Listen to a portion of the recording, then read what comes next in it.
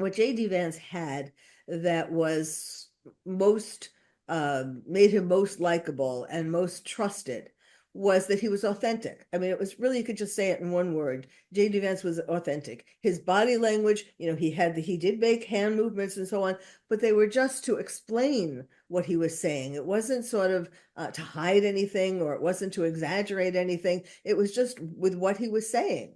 When people watch the debate, an important part of it is the overall impression, how you feel when you're listening to each candidate. You're not going to remember necessarily everything that they said about a specific issue, or you may already know what they're going to say about a specific issue. But what's more important is how they came across. Would you like to be a person living in a country that was ruled by this person? So J.D. Vance came across as being very steady. Like, you could kind of see him as a captain of the ship.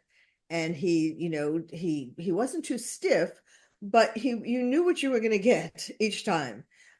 He seemed sure of himself. He seemed, well, the main thing was he seemed authentic. And so you felt like you would be safe with him. Whereas with Tim Walz, he was all over the place. He was very nervous. And also he had signs, body language signs of lying. And he was just all over the place. His body language was discordant with what he was saying. It was like too much. It made you feel exhausted and scared when you would be listening to him if you were in his land. For the first question, for example, that was about Israel. And Tim Walz, you first saw him ohing and umming and grimacing. And, in the end, he didn't even come up with the answer, but it was all this, lots of movement, lots of, extraneous kind of movement. And then, whereas Tim Walz just gave the answer, I would let Israel decide what they wanted to do. So, it made throughout it was 90 minutes. Throughout the interview, you would either find yourself getting more and more nervous, anxious, irritated by Tim Walz, whereas you were beginning to feel calmer and as though things were going to be okay with J.D. Vance. And this would be, if you couldn't hear the words, like even if you couldn't hear the words that they were speaking and you were just watching them, this is how you would feel. So then the next question was about the hurricane. As time was going on, Tim Walz was making more grimaces. He was, he had these brain freeze moments where it was like you could call it a senior moment or a brain freeze moment. He would like stare, and you were wondering, is he going to go on? Is there more? And that was very sort of worrying. You almost felt sorry. I almost felt sorry for Tim Walz as this was going on. Like, it was like, what's he going to do next? Is he going to be able to get through this?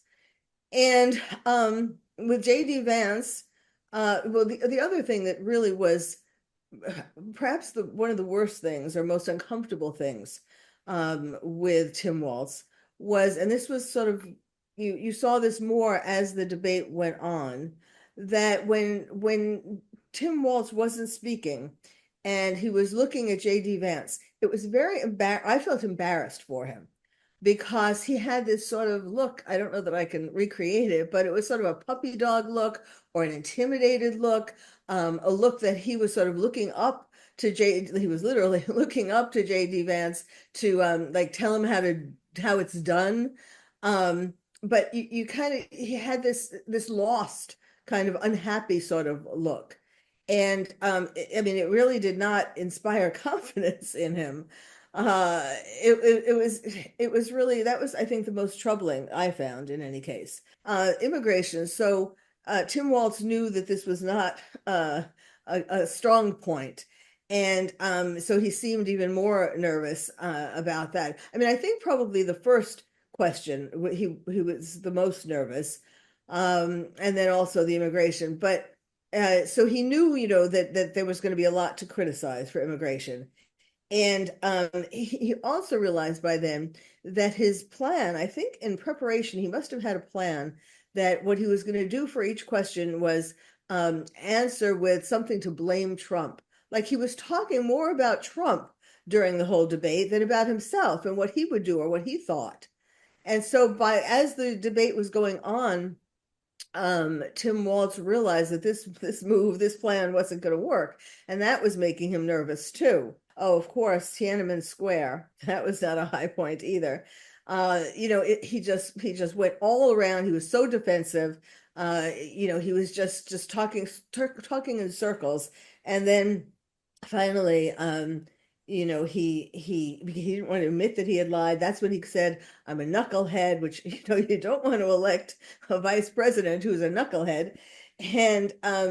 And then he said, "I misspoke." Like if he would have said that at the very beginning, it would have been more honest, and he wouldn't have been going around in circles.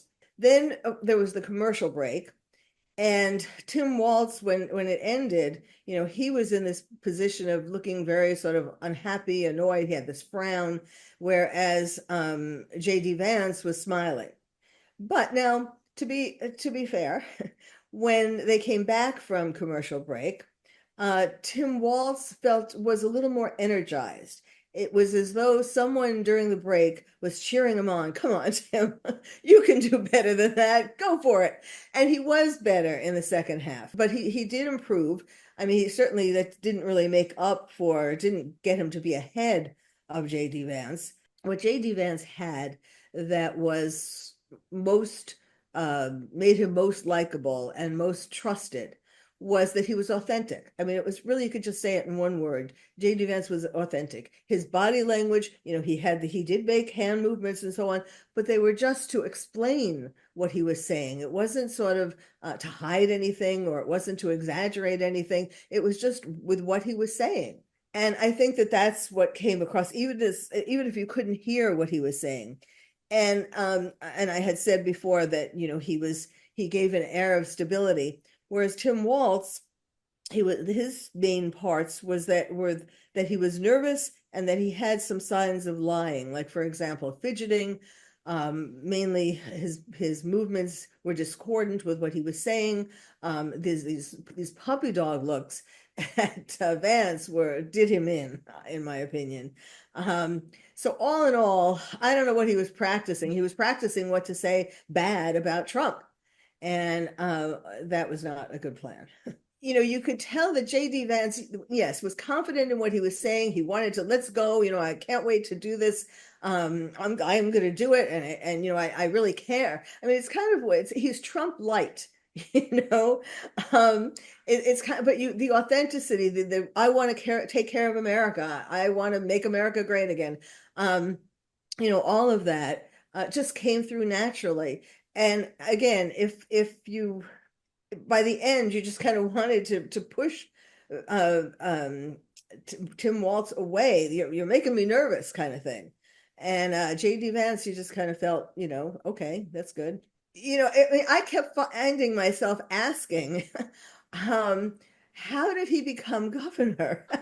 How did he get elected to be governor? I don't know the answer to that. Because yes, he did seem like he seemed like he was the new politician, like he was just trying to figure these things out.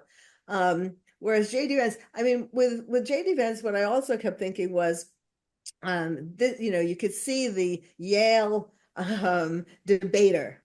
He must have had, obviously, before he got to be the nominee, or even before he got to be senator, years and years of practice debating, in college and as a lawyer and so on. You read about or heard about both of them practicing, but if it's coming from an authentic place, you don't really have to practice that much. You know what you want to do, and you just say it.